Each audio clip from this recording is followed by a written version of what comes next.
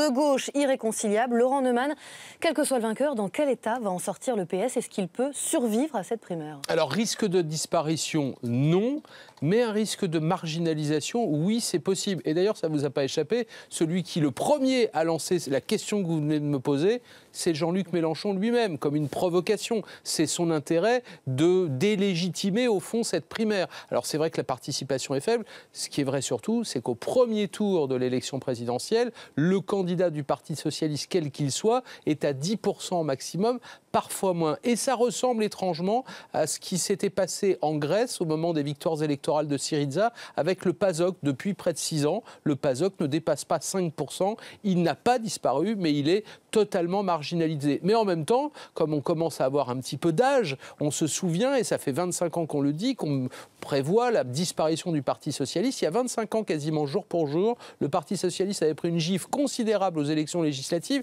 Il n'y avait plus que 52 députés.